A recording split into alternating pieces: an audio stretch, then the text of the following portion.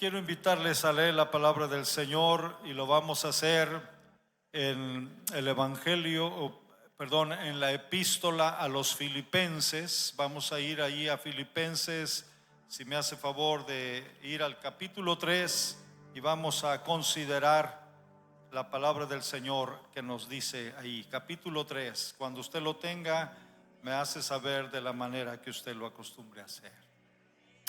Capítulo 3, versículo 12, leo como dice la palabra del Señor: no que lo haya alcanzado ya, ni que ya sea perfecto, sino que prosigo por ver si logro hacer aquello para lo cual fui también asido por Cristo Jesús. Hermanos, yo mismo no pretendo haberlo ya alcanzado, pero una cosa hago, olvidando ciertamente lo que queda atrás y extendiéndome a lo que está adelante, prosigo a la meta, al premio del supremo llamamiento de Dios en Cristo Jesús. Así que todos los que somos perfectos, esto mismo sintamos, y si otra cosa sentís, esto también os lo revelará Dios. Pero en aquello a que hemos llegado, sintamos una misma cosa, una misma regla, y sintamos una misma cosa. Hasta ahí solamente. Pueden ocupar sus lugares, mis amados hermanos. Es un gozo para mí poder estar aquí y pues tener el privilegio de ser el portador de la palabra del Señor. Y quisiera en esta hora agradecer al equipo de la iglesia Betania, en la ausencia de sus pastores, a quienes apreciamos mucho, y pues siempre también recordamos Betania, su adoración, la adoración que tiene aquí, algo muy especial. Adelante, hermanos, el trabajo que realizan en la obra de Dios. Que Dios bendiga Templo Betania, la iglesia Betania, que siga adelante. Me encanta citar un pasaje que Dios dio a un rey que no era un rey judío, era un rey pagano, y este rey llamado Ciro, rey persa. Dios le dio una palabra profética 200 años antes de que él naciera. Por eso muchos críticos dicen que la Biblia está llena de mitos y otras cosas porque no aceptan lo sobrenatural. Pero si Dios creó el universo, es el Dios que tiene el poder de conocer el pasado, el presente y el futuro. Así que, y él dijo esa palabra: yo iré delante de ti y enderezaré los lugares torcidos, puertas de bronce haré pedazos, cerrojos de hierro desmenuzaré, te daré los tesoros escondidos y los secretos muy guardados, para que tú sepas que yo soy Jehová, el Dios de Israel, que te pongo nombre. Y yo creo que usted como iglesia reciba esa palabra de parte del Señor, y que Dios se glorifique en este 2025 en el que Dios nos permite entrar, y que este año sea un año en el que Dios reciba toda la gloria, que su pueblo sea edificado y que su pueblo lleve el trabajo y el propósito que Dios tiene para este pueblo. Hablando de eso precisamente y considerando este pasaje que Pablo nos menciona aquí en este capítulo 3 de Filipenses, Pablo está haciendo en una forma esencial una mini autobiografía. Pablo está hablando de su vida espiritual, no tanto de su ministerio. Es algo muy interesante observar en Pablo. Pablo no está hablando de su apostolado, no está hablando de su ministerio, sino está hablando de su vida como cristiano, como seguidor de Jesucristo, como hijo de Dios. Y como tal, pues él tiene en sí una meta, como lo deja ver aquí y lo menciona. Pablo, a lo largo de sus epístolas, que básicamente escribió más de o cerca de la mitad del Nuevo Testamento, son los escritos del apóstol. En sus epístolas él utiliza diferentes ilustraciones acerca de la vida cristiana. Por ejemplo, en relación a lo militar, me llama la atención cómo él nos presenta y nos dice: vestíos de toda la armadura de Dios. Usted observa, nos habla de ponernos la armadura y luego habla ahí de la espada del Espíritu, del escudo, del yelmo, todo esto, pero que está haciendo una analogía, una comparación con el vestuario que utilizaban los soldados en la batalla, en la guerra. Después, en otra ocasión, menciona lo que es la agricultura. En la agricultura él dice: todo lo que el hombre sembrare, eso también segará.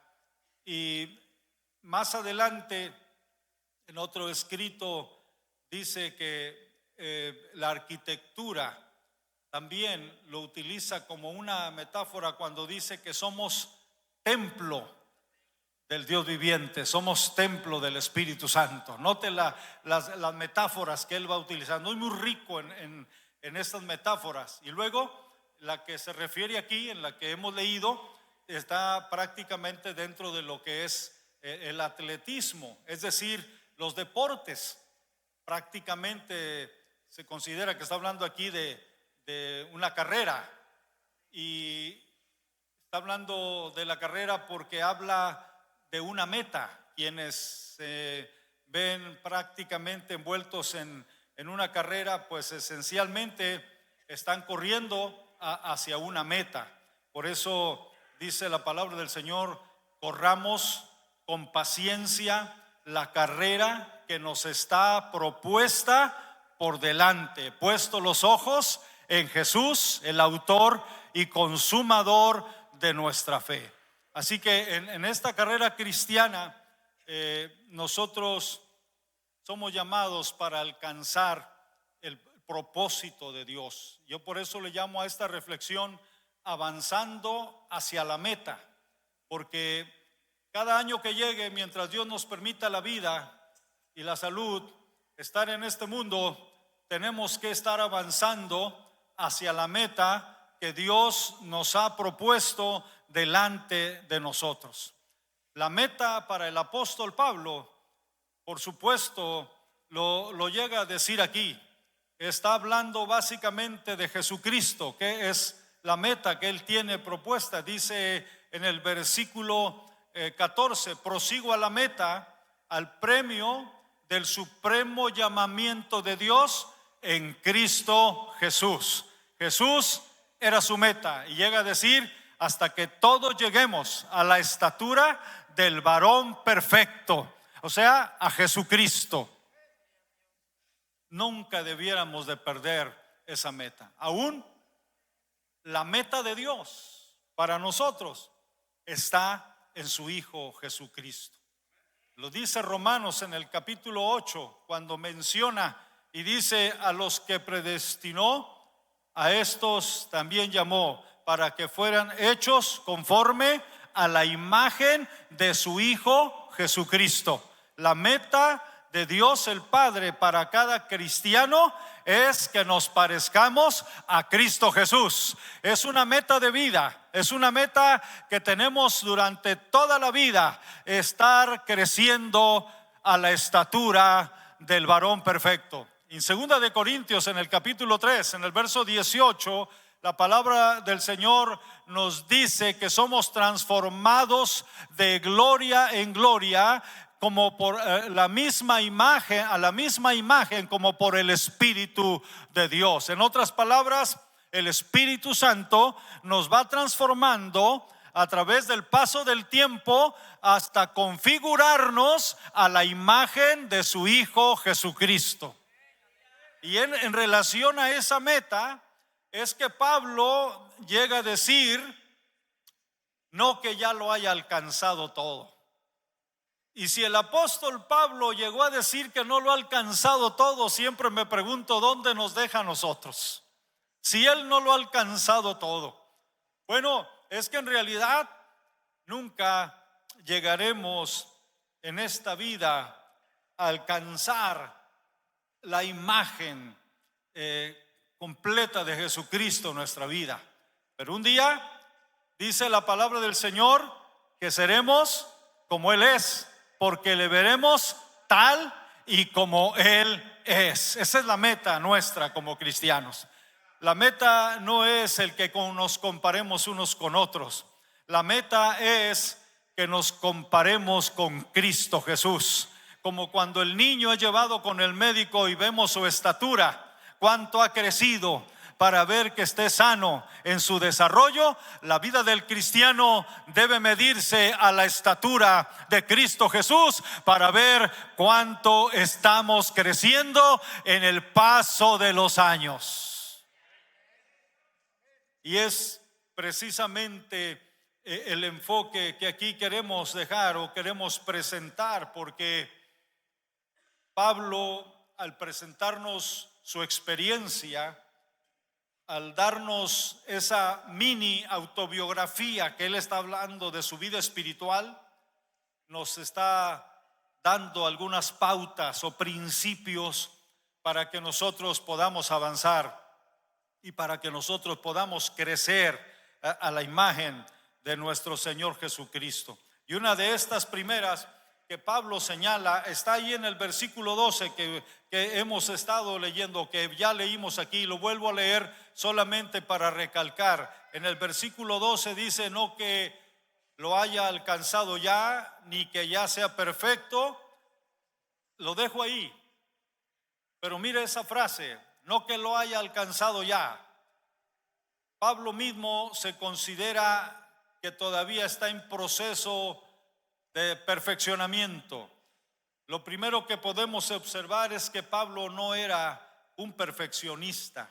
¿Sabe? El perfeccionismo básicamente es considerar o realizar las cosas a la perfección. En realidad no estamos en esa capacidad todavía. No quiere decir que no hagamos las cosas con excelencia, pero en cuanto al aspecto de llegar a ser a la imagen de Cristo, estamos trabajando. El Espíritu Santo sigue trabajando en nosotros. Yo llamo al Espíritu Santo el gran escultor dentro de la divinidad, porque es el Espíritu Santo que nos está configurando a la imagen de Cristo Jesús. Él es el que produce en nosotros esos rasgos de Jesucristo, como por ejemplo el fruto del Espíritu Santo.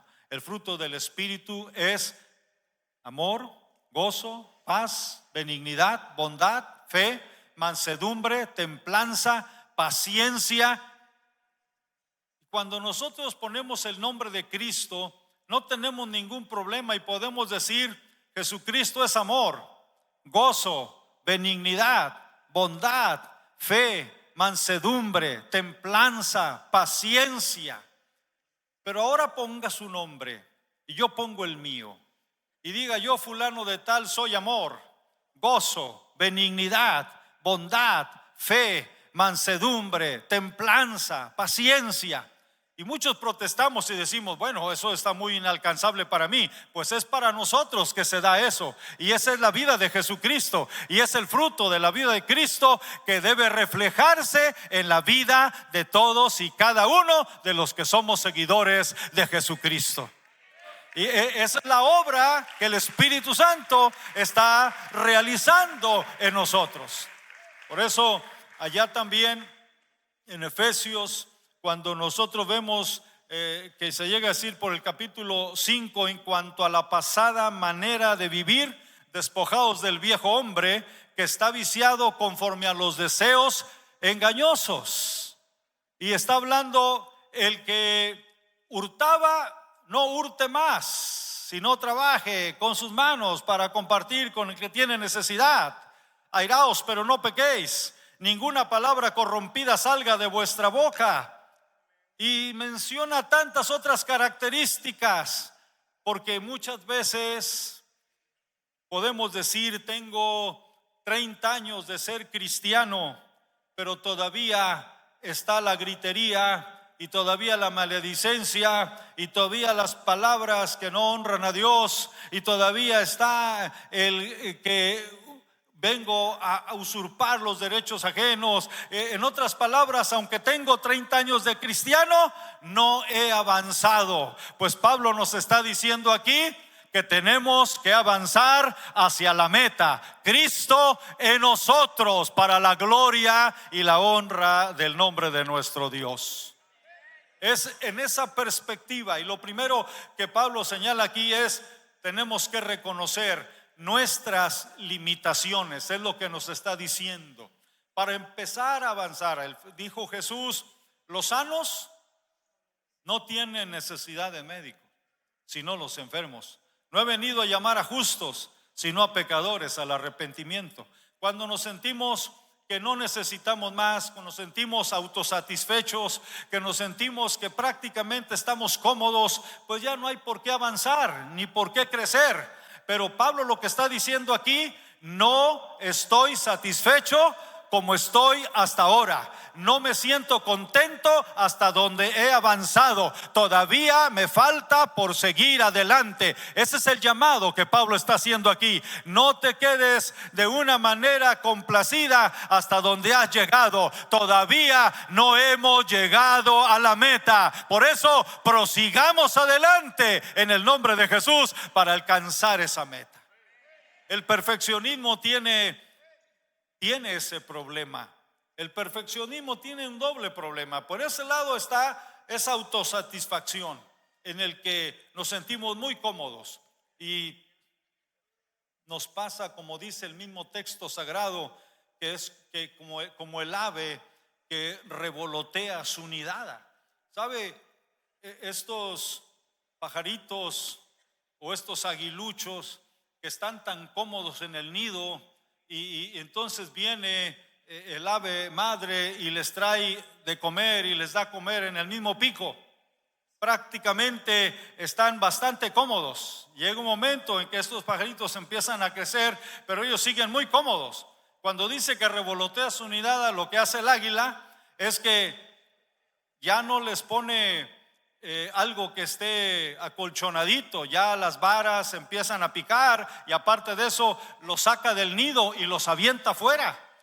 Y como están en las alturas, aquellos aguiluchos vienen casi para estrellarse, pero entonces llega el águila y extiende sus alas debajo de ellos, los toma en sus alas y los lleva otra vez a las alturas, y estando en las alturas vuelve a dejarlos caer para que aprendan a volar. Porque está todo muy cómodo. Cuando estamos muy satisfechos y estamos muy cómodos, hay de alguna manera en que Dios tiene que revolotear la nidada para que nosotros empecemos a crecer y avanzar en el nombre del Señor. ¿Sabe? Hay varios casos o ejemplos donde nosotros podemos ver algunos ejemplos que la Biblia nos da de esa autosatisfacción. Por ejemplo, cuando vemos Sardis, la iglesia de Sardis, que aparece en el capítulo 3 del Apocalipsis, el Señor llega a mencionar: tienes nombre de que vives, pero estás muerto. Y está hablando de una iglesia que estaba autosatisfecha y creía que estaba muy bien, pero solamente aquel que tiene los ojos como llama de fuego pudo penetrar y ver la verdadera condición de la iglesia. El otro pasaje es la Odisea. La Odisea dice: pero tú dices, he aquí tú dices, Jesús le habla, he aquí yo soy rico y me he enriquecido y no tengo necesidad de ninguna cosa. Si usted ve allí en el capítulo 3 verso 17, dice: mas yo te digo que tú eres un pobre y que tú eres un necesitado y desventurado. Yo te aconsejo que compres de mí oro refinado y que unjas tus ojos con colirio para que veas. Está hablando de la percepción de iglesias como en este caso, que se llegan a sentir tan cómodas que creen que ya no necesitan crecer o avanzar, y entonces viene el estancamiento. ¿Por qué? Porque se consideran que han alcanzado quizás un nivel. Por otro lado está la iglesia de Esmirna. La iglesia de Esmirna, que prácticamente significa amargura, es una iglesia que fue muy perseguida sufrió mucho y ellos dicen prácticamente, Jesús hablándole: he aquí tú dices soy pobre, pero he aquí tú eres rica. A los ojos de ella se miraba como pobre, necesitada y como quizás desventurada, pero el Señor le dice: ante mis ojos tú eres rica, preciosa. Es entonces que nosotros podemos ver y tenemos que analizar de tener cuidado con esa autosatisfacción. Sansón, si usted recordará, él cuando le dijeron: Sansón, los filisteos sobre ti, él pensó: otra vez me levantaré y prácticamente los derribaré, los venceré, no sabiendo que el Espíritu de Dios se había apartado de él. Ya no tenía la fuerza, aunque él pensaba que la tenía. Así que Pablo llega a decir que llegamos a caer en tener la apariencia de piedad, pero llegamos a negar la eficacia de la misma. Y esto sucede cuando caemos en esa autosatisfacción. Por eso Pablo, siendo el apóstol de los gentiles, el hombre que subió al tercer cielo en una visión, Dios lo llevó y vio cosas maravillosas y oyó cosas maravillosas, llega a decir: todavía no estoy satisfecho y todavía no lo he alcanzado todo. Es en esa perspectiva que Dios nos llama a que nosotros despertemos de cualquier letargo espiritual. Y si ayer avanzamos, hoy tengo que avanzar más. Y si el año pasado logré algunas metas, todavía tengo largo camino por recorrer y es necesario avanzar en el nombre de Jesús, bajo el poder de su Espíritu Santo. En esa perspectiva es que el apóstol nos llega a decir de esta forma. Pero también no solo es esa parte de sentirse. Mire, hay una expresión en el libro de Mateo, en el Sermón del Monte, que conocemos muy bien: bienaventurados los pobres en espíritu, porque de ellos es el reino de los cielos. Y comúnmente a veces lo relacionamos con la pobreza material, pero el pasaje dice claramente: bienaventurados los pobres en espíritu. ¿Y qué nos quiere decir? El pobre en espíritu, había dos clases de pobre: el pobre que tenía para el sustento diario, que vivía al día, que trabajaba para poder comer ese día. Pero estaba el que era el mendigo, es decir, aquella persona que no tenía ni para un bocadillo de pan, que no podía saciar su hambre ni nada, ni un bocadillo de pan así. Y es básicamente el término que la Biblia usa: bienaventurados aquellos que son pobres en ese sentido. ¿Por qué? Está en el sentido espiritual. Aquellos que no tienen ni una obra buena para justificarse ante Dios. A veces puedo basarme en algo y decir: bueno, Dios cuando menos ha de estar contento conmigo porque he hecho bien, he podido ayudar al pobre, he podido hacer aquello, he hecho obras de caridad, he hecho obras de beneficencia. Pero Isaías dice que aún nuestras mejorcitas obras son como trapos de inmundicia, porque no hay nada que podamos presentar ante Dios para ser justificados y para poder encontrar gracia delante de Él. Y por eso dice aquí: bienaventurados los pobres, aquellos que se reconocen en bancarrota espiritual, aquellos que saben que no hay nada en ellos que los pueda salvar y que tienen que levantar sus ojos a los cielos y decir: Señor, sé propicio a mi pecador, sálvame por tu misericordia. ¿Se acuerda usted del fariseo y el publicano? Uno decía: te doy gracias porque no soy como los demás hombres. Ayuno 2 veces a la semana, doy diezmos de todo lo que gano. No soy ni siquiera como este hombre que está a mi lado. En otras palabras, este hombre estaba tan lleno de satisfacción, tan lleno de orgullo ante Dios, que no venía para pedirle que lo bendiga, le venía a exigir: Dios, no te pido que me bendigas, te exijo que me pagues lo que me debes. Me he portado tan bien que me debes bendición y te exijo que cumplas tu palabra conmigo. Y Dios detesta eso. Pero aquel hombre publicano, que era un judío, pero trabajaba en los bancos de los públicos tributos, es decir, donde cobraban los impuestos, y que era pecador y se sentía mal. Él decía: sé propicio a mí, pecador. Señor, reconozco que no hay nada en mí que me pueda salvar, perdóname. Y dice la Biblia que este hombre fue justificado mientras el otro no. Es a esa pobreza que se refiere. Y mientras no haya esa pobreza, nosotros no podemos avanzar. Cada día en la vida cristiana, cada año que llegue, tengo que reconocer que estoy en bancarrota y necesito del auxilio divino. Cuando dejamos de tener esa percepción, es entonces que dejamos de depender de Dios.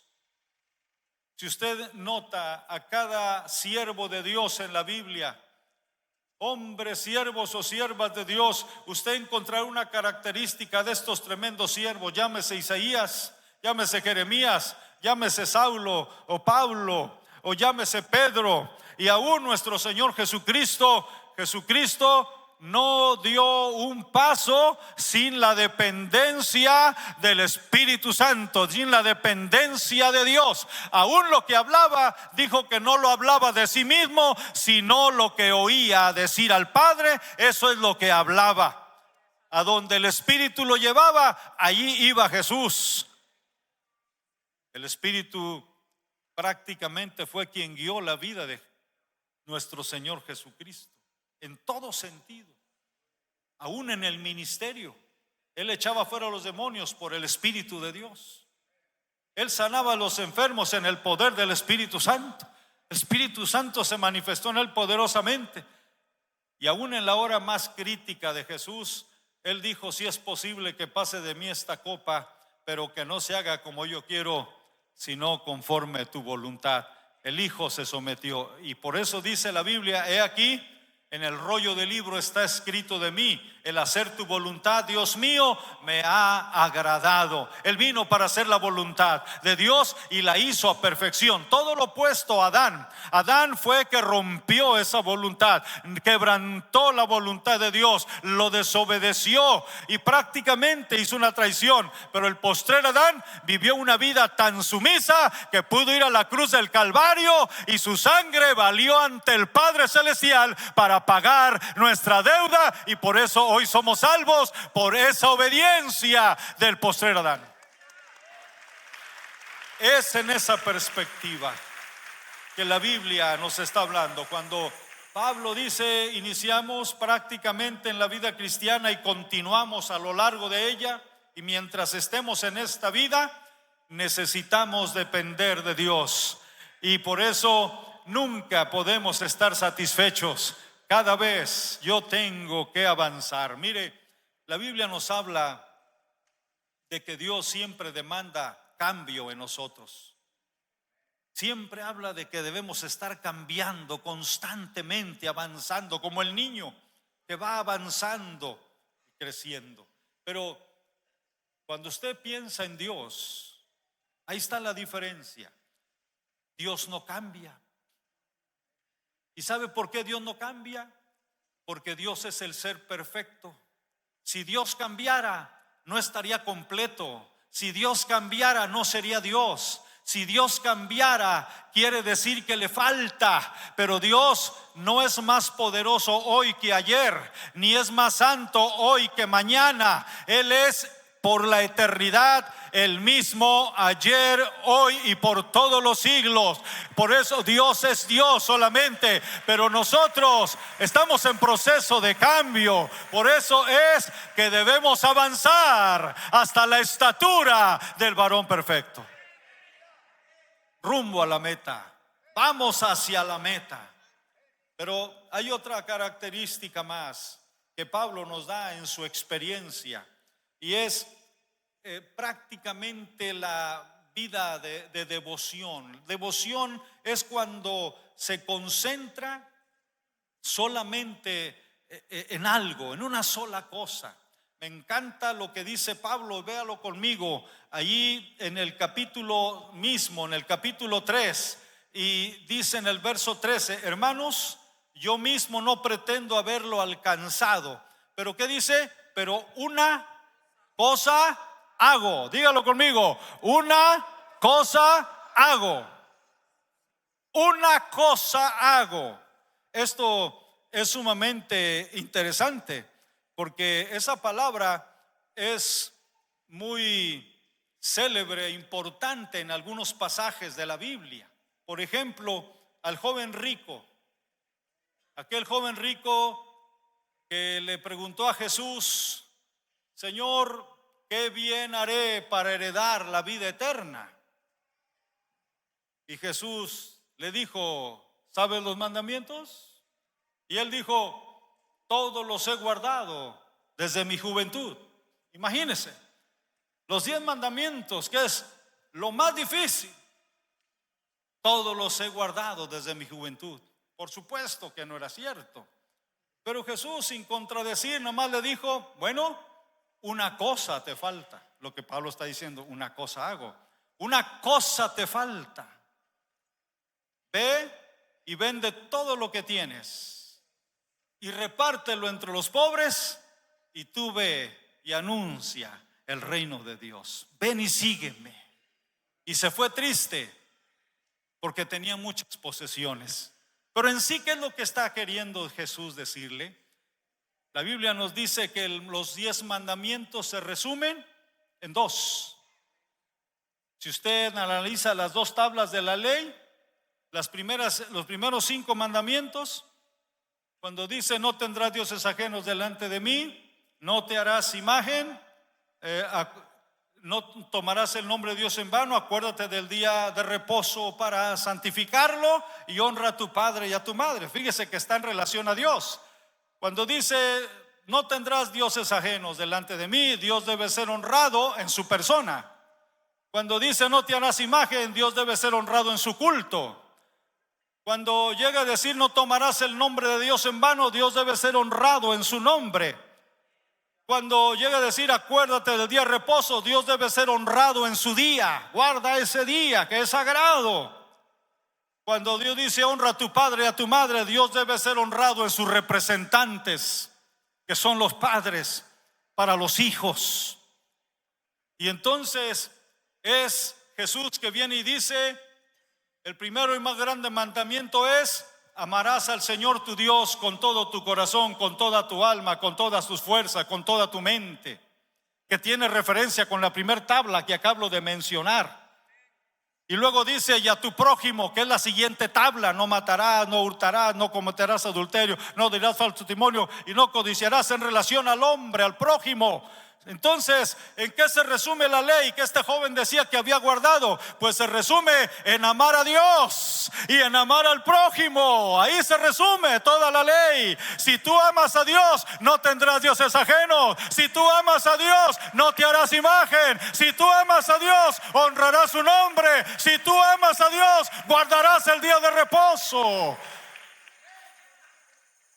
y honrarás a tus padres.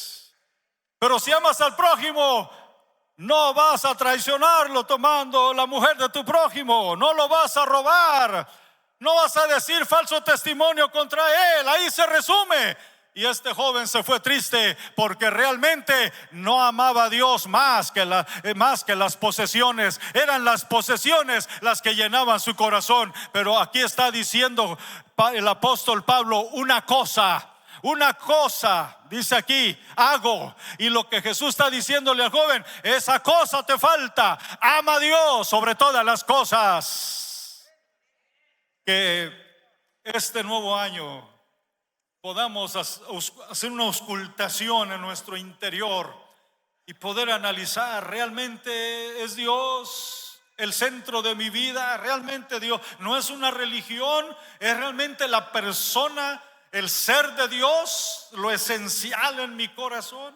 San Agustín llegó a decir esta palabra: ama a Dios y haz lo que quieras, porque cuando amas a Dios, vuelvo a decir, no harás nada en contra para ofenderlo. Así que encontramos de una manera esencial esa expresión: una cosa hago. Una cosa te falta, le dijo al joven rico. Pero luego a Marta, ¿se acuerda de Marta, la hermana de María, que le llegó a decir: Señor, no tienes cuidado de mí, mira a mi hermana que no me ayuda.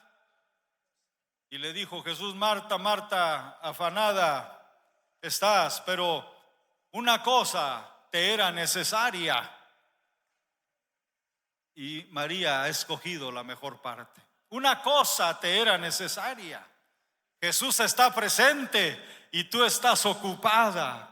No que no tengamos que ocuparnos en los quehaceres, pero cuando Jesús está en el hogar, cuando Jesús está, hermanos, en nuestra propia vida, ¿cómo vamos a ignorar la presencia de Jesucristo? Así que una cosa te es necesaria. Y sigue hablando esa expresión otra vez. Aquel ciego que fue sanado, que era ciego de nacimiento, y que está ahí prácticamente en Juan 9:25, y luego autoridades religiosas le dijeron: ese que te sanó es pecador. Y él dijo: si es pecador, no lo sé, pero una cosa sé, una cosa, ¿se fija? Una cosa sé, que era ciego y ahora veo. Aleluya. ¿Qué está? Otra vez Dios en el centro. Si estoy viendo, estoy experimentando. Nadie me lo contó, nadie me lo dijo, nadie me convenció, nadie me lavó el cerebro. Y si me la lavó, me lavó también el corazón. Pero una cosa sé: fui sano porque de seguro Él es el que todo lo puede. Aleluya. Enfatizamos otra vez como el apóstol recalca esta énfasis. Finalmente, de este punto veo al salmista que dice: una cosa he demandado a Jehová, y esta buscaré, que esté yo en la casa de Jehová todos los días, para contemplar la hermosura del Señor. Una cosa demandaré al Señor. ¿Cuál es el problema entonces? Porque el Pablo está mencionando aquí. Bueno, hay muchas cosas que a veces nos distraen. Estamos tan ocupados. ¿Se ha encontrado usted alguna vez diciendo: no tengo tiempo? ¿Cuántos hemos dicho esa expresión: no tengo tiempo? ¿Sabe lo que estamos diciendo con no tengo tiempo? Yo le puedo decir dónde puede encontrar quienes existieron que no tienen tiempo ya, porque la vida, dicen que la vida es oro. No, la vida es tiempo. Cuando no hay tiempo, ya no hay vida. ¿Dónde están los que se les acabó el tiempo? Pues ya sabe dónde están. Y un día quizás ahí estaremos, si es que Jesús no viene antes. Así que si yo digo no tengo tiempo, es una mentira. Sí lo tengo, porque tengo vida. Estoy todavía con vida. Y quizás no lo estoy administrando, quizás no le estoy dando la prioridad. Pero Pablo nos llama y dice: en medio de tantas cosas, una te es necesaria con respecto a amar a Dios. Una cosa te es necesaria. Fíjese cómo el amor transforma. El amor tiene un poder transformador. Y cada vez que Dios habla de amar y de amor, y que lo amemos a Él, porque Él nos ha amado y le amamos a Él porque Él nos amó primero. Pero cada vez que Dios habla de ese amor, Dios parte de algo conocido. Por ejemplo, a Jeremías le dice: ve y clama a los oídos de este pueblo, sea Israel o Judá.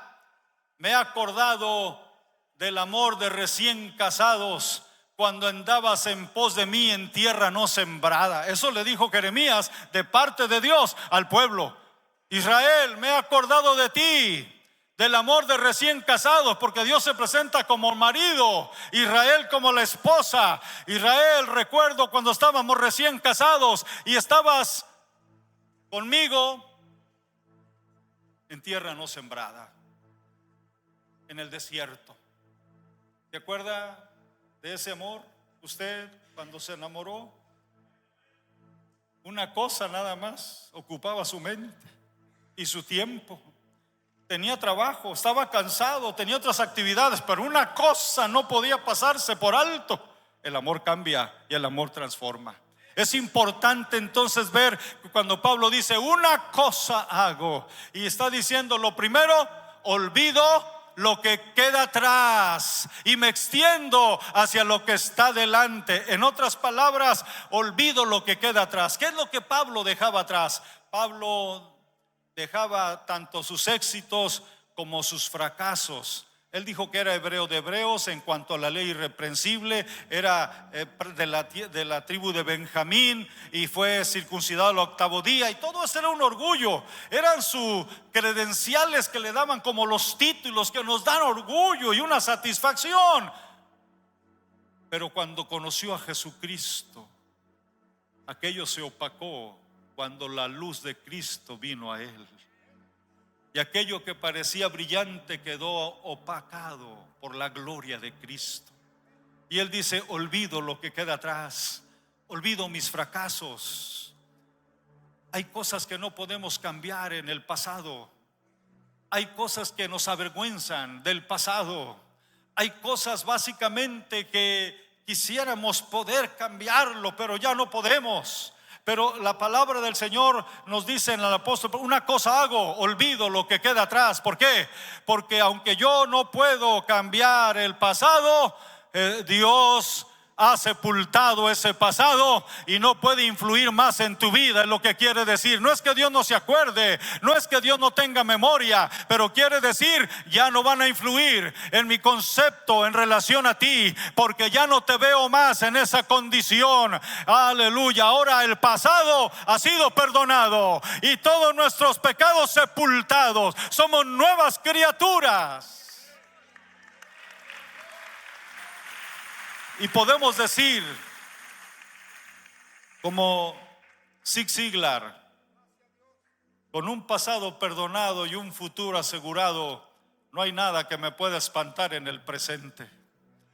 Si su deuda ha sido cancelada, era una deuda que nos llevaría a la eternidad en la condenación, pero ya ha sido perdonada. ¿Qué le puede quitar el sueño si la deuda más grande ha sido quitada? Nada de aquello que le pudiera ocasionar vergüenza debe hacerlo. No debe permitir que influya su presente. Pablo por eso decía: estoy en Cristo y una cosa hago, no dejo que el pasado me esté afectando. Tenemos que aprender del pasado, pero no hay que vivir en él. Pero prosigo a la meta, sigo adelante. ¿Sabe? Es importante que nosotros podamos dejar ir todo aquello que del pasado nos está haciendo daño, porque la sangre de Jesucristo tiene el poder de intervenir en su pasado. Otra cosa que preocupa al ser humano es el día de mañana. ¿Cómo voy a hacer? ¿Qué va a pasar cuando ya no pueda trabajar? ¿Qué será cuando sea un anciano? Todo ese tipo de cosas. Pero nosotros tenemos en Cristo, aún ante la misma muerte que está hablando, ¿qué sucederá? El temor, el gran terror de la humanidad.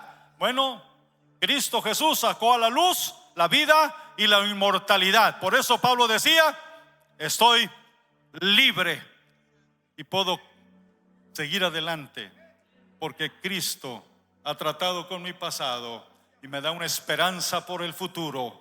Puedo vivir centrado en Cristo Jesús. Es el llamado de Dios para nosotros. Hay otras cosas más que Pablo señala, pero Dios nos hace un llamado en esta ocasión. Tenemos que centrarnos. A veces estamos tan ocupados en la obra del Señor que no tenemos tiempo para el Señor de la obra. Termino diciéndole la ilustración de un padre que tenía una hija pequeñita, muy cariñosa, unos 10 años esta nena tenía. Su padre estaba muy orgulloso de ella, donde quiera él iba, ella quería ir. Pero resulta que hubo un tiempo en que esta jovencita ya no salía con su papá, no quería ir, o esta niña. Su padre notó ese retiro, esa separación. Lo que el padre no sabía es que en el día de su cumpleaños de él, su hija le había preparado un hermoso regalo hecho con sus propias manos, y ese día con tanto orgullo fue y se lo entregó y le dijo: esto es para ti, yo lo hice con mis propias manos para ti. Y el padre le dijo: ahora entiendo, esta es la razón por qué tú no querías salir ya conmigo estos días pasados. Esa es la razón. Le dijo: mira, hija, valoro tanto lo que tú haces por mí, valoro tanto lo que invertiste para este regalo, pero nada se compara con tu compañía y con tu comunión. Te amo mucho más a ti que lo que puedas hacer. Por más ocupados que estemos, una cosa: Dios en mí sobre todas las cosas. Amarás al Señor tu Dios con todo tu corazón. Busca primeramente el reino de Dios y su justicia, y todo lo demás el Señor lo traerá por añadidura. Dios quiere hacer eso en nuestra vida. Y yo quisiera invitar a la iglesia para venir a este altar y celebrar la presencia de Dios en nuestro caminar. Enfrentamos un año más, pero no caminamos solos. Pero necesitamos venir a Dios y decirle: Dios, aquí estoy, te necesito. Yo todavía te necesito. Quizás tenga 30 años en el evangelio, pero todavía te necesito. No puedo vivir sin ti. Quiero seguir adelante. Quiero proseguir a la meta en Cristo Jesús. Vengas.